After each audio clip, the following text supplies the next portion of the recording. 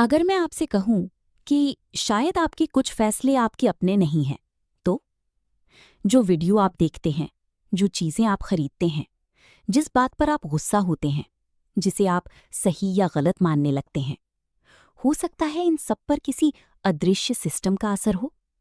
एक ऐसा सिस्टम जो आपके हाथ में है, लेकिन कंट्रोल उसके हाथ में। ये कहानी है how social media controls minds की। एक ऐसी दुनिया की जहां हम ऐप्स चला रहे हैं, लेकिन धीरे धीरे ऐप्स हम ही चला रहे हैं।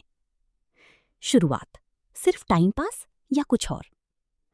शुरुआत में सोशल मीडिया सिर्फ मजे के लिए था, दोस्तों से जुड़ना, फोटो शेयर करना, दुनिया देखना।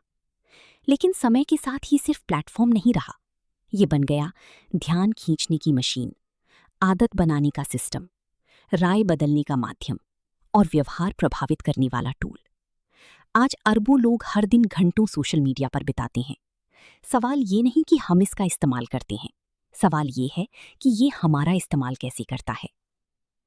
आपका ध्यान ही असली प्रोडक्ट है। बहुत लोग सोचते हैं कि सोशल मीडिया फ्री है, लेकिन एक पुरानी लाइन है, अगर प्रोडक्ट फ्री है तो प्रोडक्ट आप हैं। इन प्लेटफॉर्म्स का बिजनेस मॉडल आपकी समय और ध्यान पर चलता है। जितनी देर आप स्क्रीन पर रहेंगे, उतनी ज्यादा एड्स दिखेंगे, उतना ज्यादा डेटा मिलेगा, उतना ज्यादा प्रॉफिट होगा। इसलिए उनका लक्ष्य है आपको बार बार वापस लाना। डोपामीन का खेल। जब कोई आपकी पोस्ट लाइक करता है, नोटिफिकेशन आता है, नया मैसेज आता है, आपका दिमाग एक रिवॉर्ड महसूस करता है। इसे डोपामीन रिस्पॉन्स कहते हैं। यानी दिमाग सीखता है, ऐप खोलो मतलब अच्छा महसूस होगा। यही वजह है कि लोग बार बार फोन चेक करते हैं, बिना जरूरत की भी। कोई नोटिफिकेशन नहीं आया, फिर भी ऐप खुलता है। 2 मिनट के लिए खुला था, 40 मिनट निकल गए।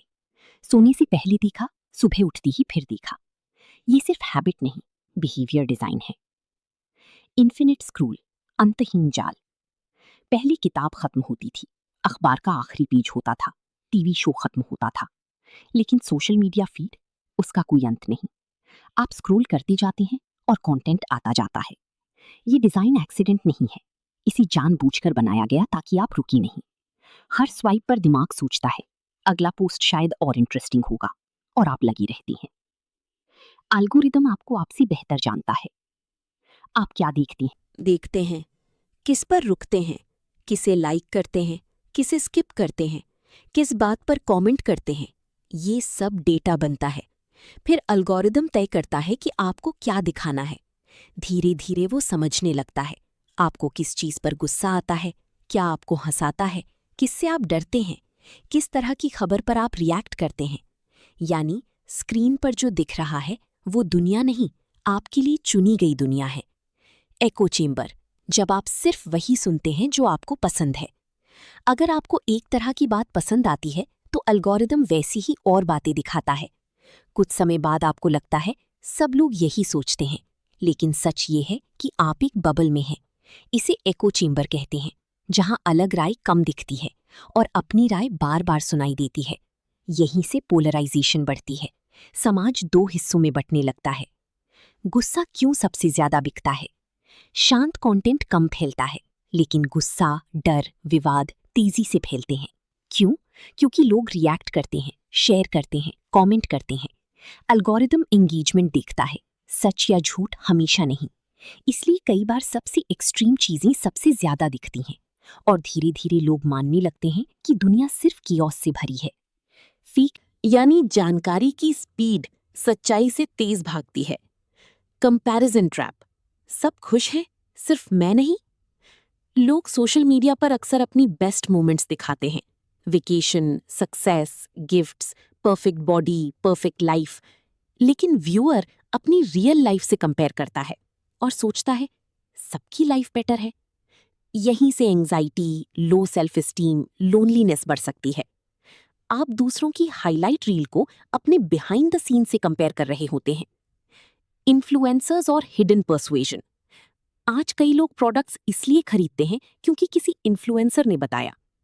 कई बार प्रमोशन साफ होता है, कई बार सटल होता है। स्टाइल, ओपिनियन, लाइफस्टाइल सब इन्फ्लुएंस बन जाते हैं। धीरे धीरे लोग सिर्फ चीजें नहीं खरीदते, आइडेंटिटी खरीदते हैं। मैं भी वैसा बनना चाहता हूं। राजनीति और चुनाव।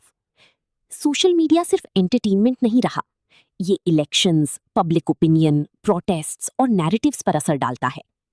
टारगेटेड मैसेजिंग से अलग अलग लोगों को अलग बातें दिखाई जा सकती हैं, यानी एक ही प्लेटफॉर्म पर हर इंसान अलग रियलिटी देख सकता है। ये लोकतंत्र के लिए अवसर भी है और चुनौती भी। क्या इसका मतलब सोशल मीडिया बुरा है? नहीं, सोशल मीडिया ने बहुत अच्छा भी किया है। लोगों को जोड़ा, छोटे क्रिएटर्स को मौका दिया, बिजनेस बढ़ाए, इमरजेंसीज में मदद की, सीखने के अवसर दिए। समस्या टूल में नहीं, उसके डिजाइन और मिसयूज में है।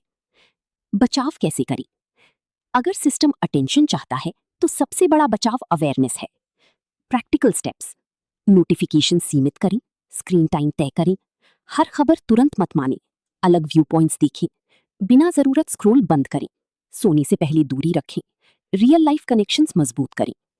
सबसे जरूरी, जो आप महसूस कर रहे हैं उसे नोटिस करें। अगर ऐप यूज करके बेचैनी बढ़ रही है, पॉज लें।